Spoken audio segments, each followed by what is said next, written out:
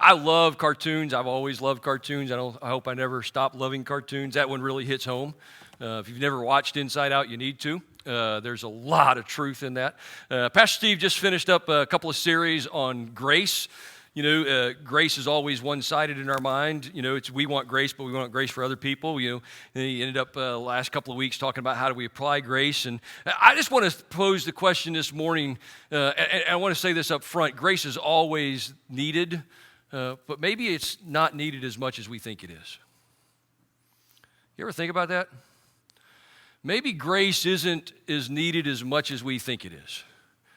If you could get to a place where you didn't need to extend grace quite as often because you weren't as offended over everything that happens in life, you know, a lot of grace is really not necessary if we're thinking the right way, if we're doing the right thing, if we're living the right way.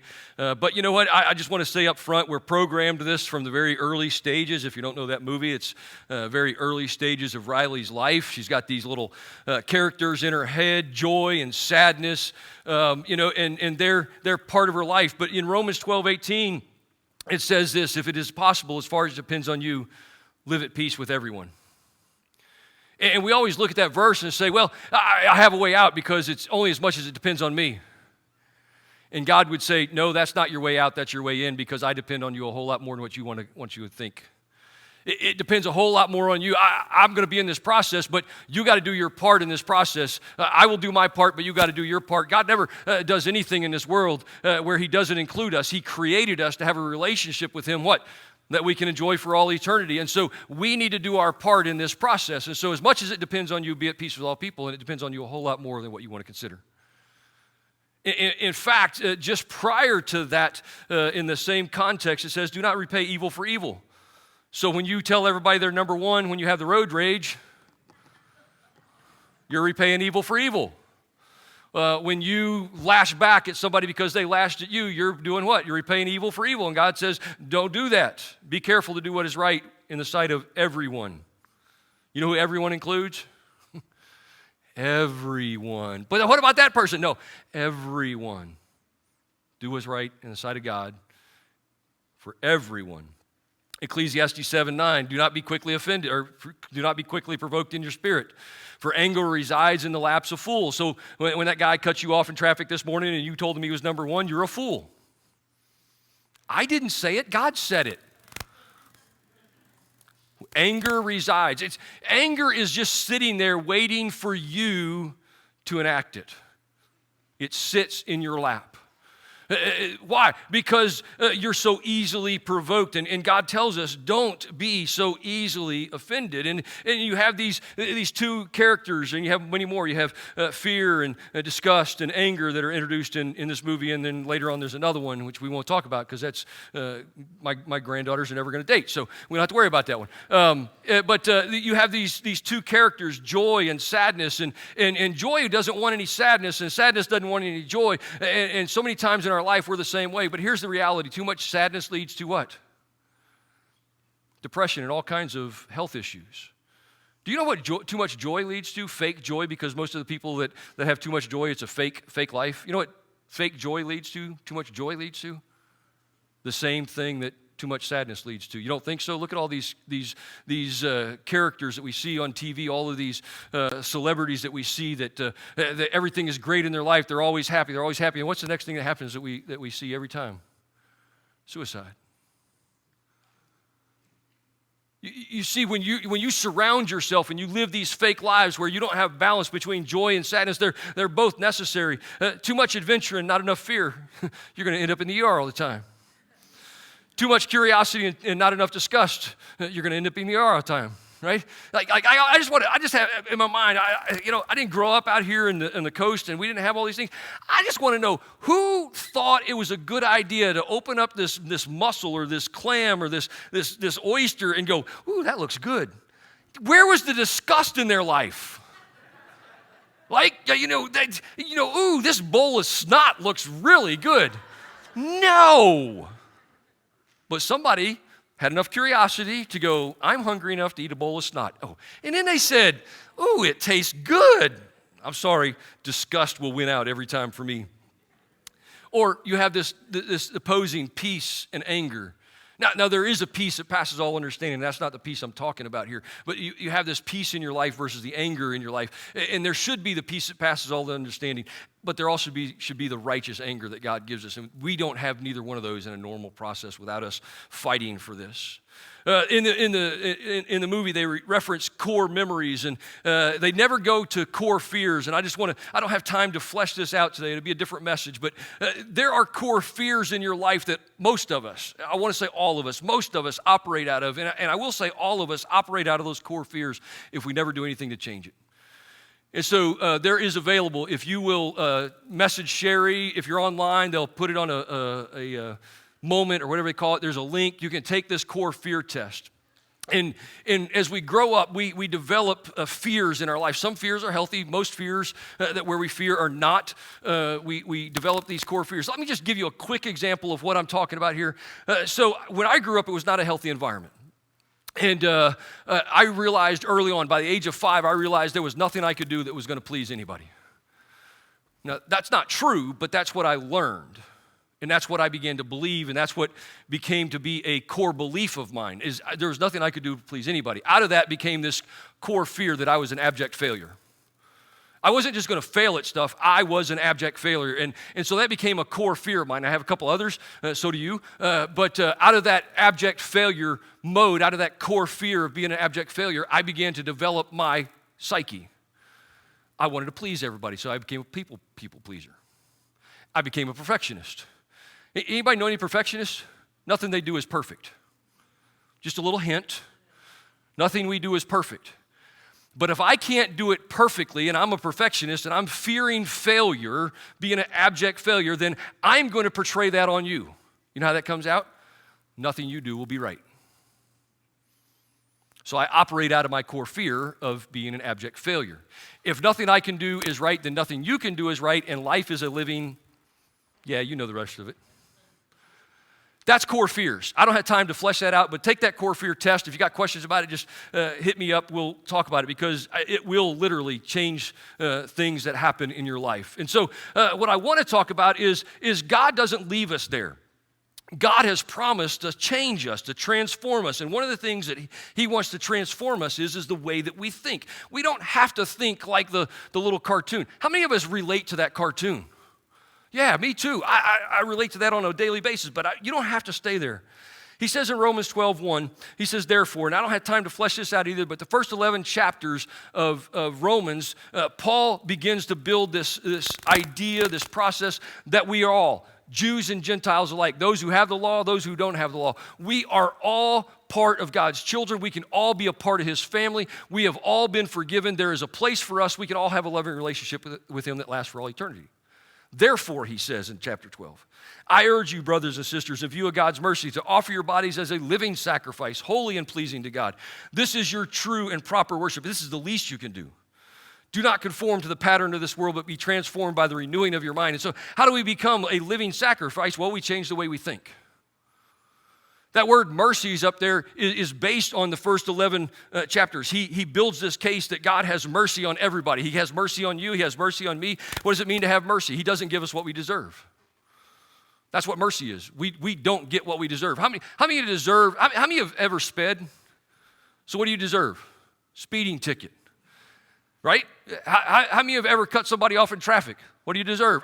Right. So there's all these things that we deserve, but because there's mercy out there, we don't always get what we deserve, and that's what Paul builds us on. In fact, Paul in either 8 and 9 or 7 and 8, one of those chapters, he makes this comment. He says, I know the right thing to do, but I don't do it. Can you relate? I know the things I shouldn't do, but those are the things I keep doing. Can you relate? And in the very next chapter, he makes this comment. But there is no condemnation in Christ Jesus.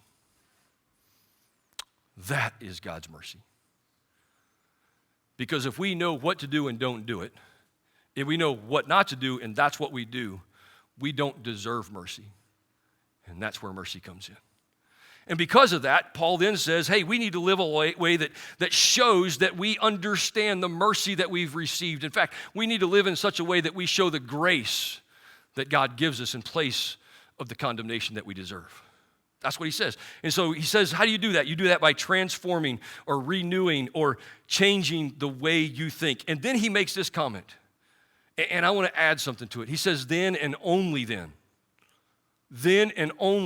will you be able to test and approve what God's will is. How many want to know what God's will is for your life? Change the way you think. It's that simple, and it's that difficult. It's that simple, and it's that difficult. If you want to know God's will, then think the way that God designed you to think, not the way you're programmed to think. Because from the very early stages of your life, you have been programmed to think and do certain things. Whether it was intentional or unintentional, doesn't matter. We've all been programmed. And most of our programming is jacked up because the programmer who programmed us didn't know what he was doing. The programmer who really programmed us knew exactly what he's doing, and now he wants to reprogram you to change the way you think. That is the reality. So how do we do this? It's very simple to talk about. James 1:19, everyone should be quick to listen. How hard is that? Especially when you're in the heat of the moment. How hard is it to be quick to listen when somebody does something? In fact, I've been working this for 17 years. I've been actively pursuing and working what I'm going to talk to you about this morning since the age of 40. I'm almost 57, and last week I jacked it up. Right, Pastor Mike? I'll just be honest. I jacked it up. I was not quick to listen, and I was not slow to speak. And I came in here to sit down, and God said, get your out of here and go make it right. And I got up, and I went and found Pastor Mike and made it right.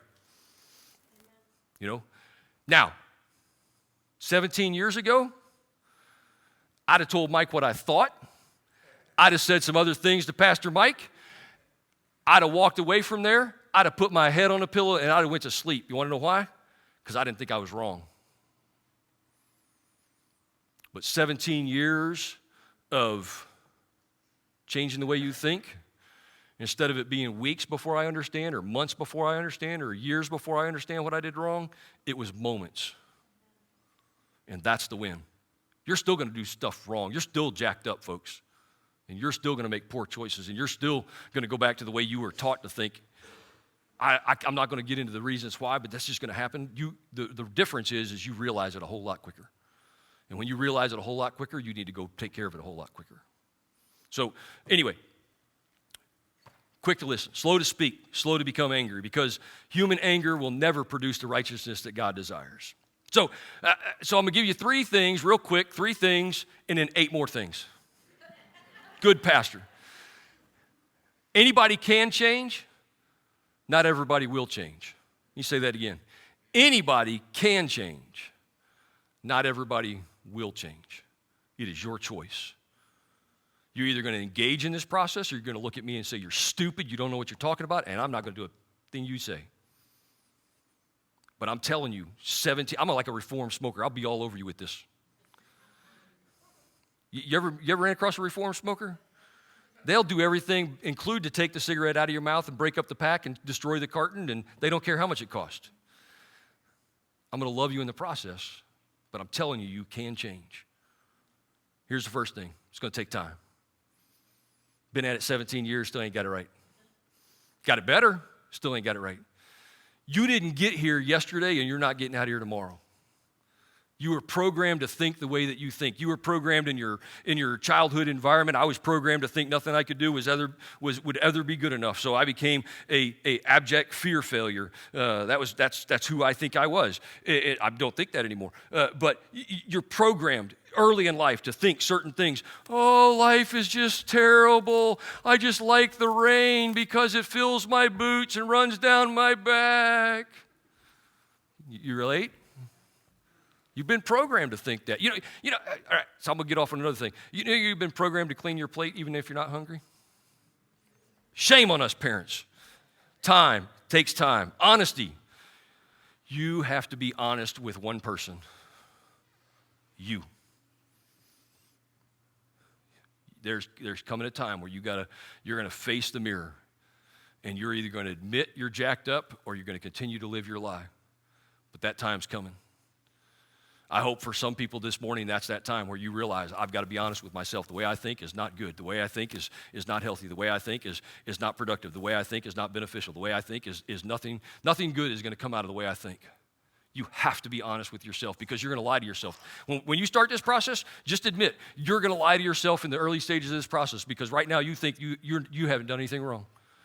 I'm here to tell you when you look in that mirror, you've done everything wrong. Because here's the reality. Nobody makes you frustrated. Nobody makes you angry.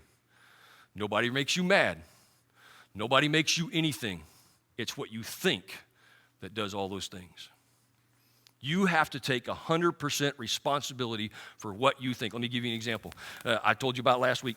I'm a firm believer at what I prepare, God's going to test me on, and so I've been preparing this message for several weeks. Mike just got the wrong end of the thing last week, and so this week I went to Jersey Mike's. I took my wife and her dad to the doctor's appointment, and I dropped them off. I was just going to run down the street, get some lunch for us, come back.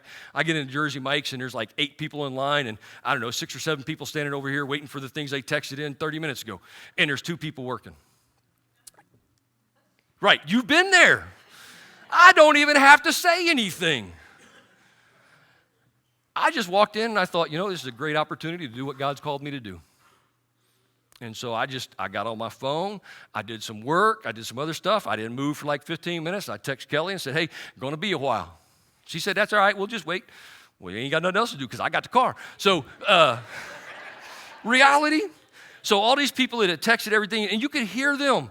Man, what am I having to wait for? I texted in early so I wouldn't have to come in here and wait. People in front of me, 2 guys in front of me, they get up there, they order, and they realize it's going to be another 30 minutes before they get their food, and they get mad and walk off. And I thought, perfect opportunity to talk out loud. I said, and I won't get this verbatim, I said something to the effect, all y'all people that are upset, you upset with yourself. You ain't upset with these 2 people fixing your food. You control everything that you're thinking right now. And these people ain't responsible for those thoughts. You are. Lady behind me, she looked at me and she said, amen, somebody finally wants to talk truth. The lady behind her was a barista at Starbucks and said, can you come to Starbucks? Because you need to talk a whole lot more people. But it's the reality.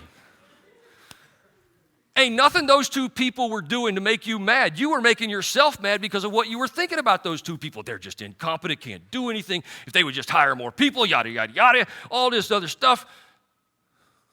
Really? Have you been anywhere today? Most people don't show up to work. You ought to be thankful they did. It's just reality. But it's how we think that makes all the difference. And then you got to practice this honesty, and then you got to practice it. I don't like that one. Don't pray for practice. You do know there's plenty of times every day to practice this stuff, right? There's plenty of time to practice this stuff. All right, so here's the 8 things. They're going to be real quick. Philippians 4, 8, and 9. Paul provides us a formula, not the only formula. Paul provides us a formula on how God is going to transform your mind. It's not the only way. It is a way. So there's 8 things that Paul says in Philippians 4, 8, and then he bases this on his own life. So Philippians 4:8, whatever is true, whatever is noble, whatever is right, whatever is pure, whatever is lovely, whatever is admirable. If anything is excellent or praiseworthy, you ought to put this in your phone.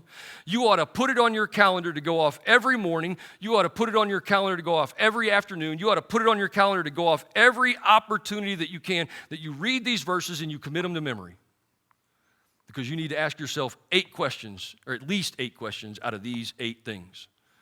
Paul goes on and says, whatever you have learned or received or heard or seen in me. That's a lot of confidence. You know what Paul's saying? You ought to look at my life and what I've taught you because my life lines up with what I've taught you. And I go, I ain't there yet. I'm working it, but I ain't there yet. Paul says to the Philippians earlier on in this book, in this letter, he says, hey, it doesn't bother me to tell you one more time. I preached an entire message on that. I want you to know it bothers me to tell you one more time. Say it ain't so. How many times you tell your kids, how many times I told you that? Yeah, you're right there with me. It bothers you to say it one more time. I'm working on it. Anyway, Paul says you can do this. You follow me. Put it into practice, what you've learned and received or heard or seen in me. And then he says this, and then the God of peace will be with you. You want peace in your life? You think on these things. You know why you don't have peace in your life? Because you think on other things.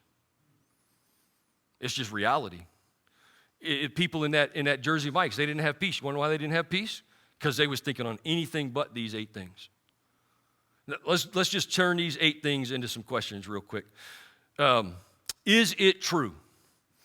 Think about the last time you had a frustrating event, last time that you had an argument, or last time you were cut off in traffic, or last time whatever. The last frustrating, angry moment in your life, what did you think? And was it true? Those people in that Jersey Mike's, things are going through their head. These people are incompetent. Was that true? No, that guy that was cutting meat, I was shocked he wasn't cutting his fingers off. He was cutting so fast. So he definitely wasn't incompetent. I mean, that guy, he had 12 sandwiches going all at once, just da-da-da-da-da-da. That girl, the third girl finally showed up. They just had a bunch of people that called out. Third girl finally showed up, and she was struggling to keep the sandwich in front of her going because he had so many sandwiches lined up. It wasn't an incompetent thing, but there was a lot of people, I guarantee you, they were thinking these people are incompetent. These people don't care. These people, and so what was your thought process? Oh, she meant to hurt me. Really? Your wife of 30 years meant to hurt you? Your childhood sweetheart meant to hurt you? Really? The husband that you have that goes out and works every day and sacrifices for you, he really meant to do that? Really? Is it true? Now, here's where the lies start. You're going to tell yourself, yes, it's true. I don't think bad things. I think exactly what it is. This is true in my life. He meant to hurt me. She meant to hurt me. They're incompetent. And the lies begin. Now, I want you to understand, you're going to ask yourself these 8 questions. You're going to lie to yourself all these times. It's okay. At least you're asking yourself the 8 questions. Just accept that you're going to have to work this process. It's going to take time, and it's going to take honesty. And that takes time. It's a process. This is where you start lying. Is it honorable? The word honor here really gives the impression of inviting or attractive. Is what I'm doing inviting a relationship? Is what I'm doing attractive to a relationship? Everywhere Jesus went, people wanted to hang out with him. You ever wonder why? There was something about him that was honorable. There was something about him people could trust, that they could look at him and they could hear him and they could say, this guy is an inviting guy. Is what you're thinking doing that in your relationships?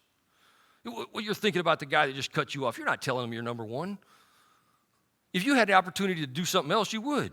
In many cases, is what you're thinking honorable to your spouse? Is it honorable to your kids? Is it honorable to those around you? Is it honorable to your boss? Is it just? Would what you're thinking hold up in a court of law? If you took all of the thoughts in your process and went before a judge and you laid all out your entire defense, this is why I'm thinking all of this, would the judge side with you? Now, we want to say, yeah, why? Because justice is always sided towards us, just like grace. But the reality is, you're not just and I'm not either. That's why I'm not judge and I'm not God. Thank the Lord. When Moses said, I'll step back and you start over, I just said, all right, we're going to start over, Moses. And Moses would have jacked it up just like everybody else. Anyway, our justice is not justice. Are my thoughts pure? Here's a tough one. I don't care what kind of relationship we're talking about. I don't care what kind of event we're talking about, but let's just use relationship. You're not married, you weren't married, whatever, you're married, whatever, relationships. You have this relationship, it goes bad. So you take what went bad from that relationship and you take it to your next relationship. And so now you got a bad relationship there and you got a bad relationship here, and so then you take that to the next relationship. You follow me? You're just piling up all the bads. You just keep piling up all the bads. And until you deal with the bads in these relationships, you're just going to keep taking all these bads. Your thoughts are impure because you're bringing other things to the thought process that this person never did to you. Yeah, have you ever heard the phrase, if you don't heal from the cuts that you have, you'll bleed on the people that never cut you? If you don't deal with the hurts in your life, you'll take the pain and the stress and everything else from those hurts and you will place them on the person in front of you because you've never dealt with them. And that person in front of you has never done anything to hurt you. But that's what you'll do. Are your thoughts pure? Are your thoughts worthy of love? Is it a loving thought? Would you want somebody to think that about you? Would you want God to think that about you? Is it worthy of love? Is it favorable? Am I trying to build a relationship? Am I trying to do the right thing? Am I bringing favor on the other person? Am I bringing favor on myself? You see, even when you think bad things, it's not bringing favor on you because you're destroying yourself. You're angry at somebody. What's the saying go? I don't think I'm going to get it right, but the saying goes, when you're angry at somebody else and you're hoping that they get injured, they don't even know. How many times you have an injury to somebody else from somebody else and they don't even know that they ever injured you? And you're hoping that they get sick while you're drinking the poison. That's what our thought process is. Is it favorable? Is it excellent? How many like excellence in your life? How many want excellence in other people's life? How many want excellence in your thoughts? That's difficult. Is it excellent? Is it commendable? Is it worthy of praise? So in each of these questions, you'll initially convince yourself your thoughts are justified. They're right. They're correct. It's just our way of thinking. It's how we've been programmed. You know when you realize a program doesn't work? When you put it to the test. These people spend hours programming computers. I can't get into this, but I used to do acquisitions. We were doing a software program, and we get down there, and the whole thing is software. And we get down there and they go, we got a virus. I said, how'd you get a virus? We didn't have any virus protection. You're a software contractor. You program stuff and you have no defense against it. But how many of our lives are just like that? We just go with a program that we've been instilled with all of our life, and God says, you don't know how to think right. Let me give you a new way to think. If nothing else out of this, here's what I want from you. Will you slow down before you make a choice? Here's how it's going to happen. I hope here's how it's going to happen. I hope it's better than this, but here's my hope. Something's going to happen. I'm telling you, you get tested on what God's teaching you. Something's going to happen in the next day or two. You're going to respond like you always responded because that's how you think right now. You may go 2 days, 3 days, a week, and then I want this ugly mug to show up in your face. And I want you to hear me say, ask the 8 questions. But it's already passed. I don't care. It's got to start somewhere. Ask the 8 questions. Is what I was thinking true? Was it honorable?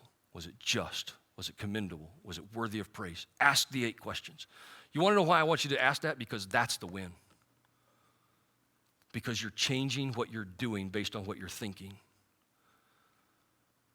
Eventually, you'll only ask one question. Is what I'm thinking true? I've been at it 17 years. I'm not there yet. Close, but I'm not there yet. And when you change what you're thinking, you'll change every action of your life. That's what God tells us. That's what God promises us. You want to know God's will? You want to do God's will? Think the way that God thinks. Father, we love you and we praise you. We thank you for your grace and your mercy. We thank you that you love us so much that you're not a God of a chance, but you're a God of continual chances.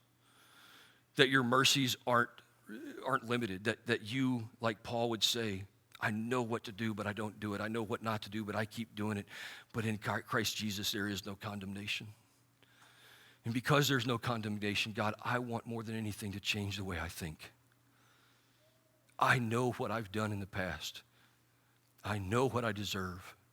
But more than anything, Father, I want to change the way I think so that I can show others that a relationship with you that we can enjoy for all eternity is the only thing that this life should be about.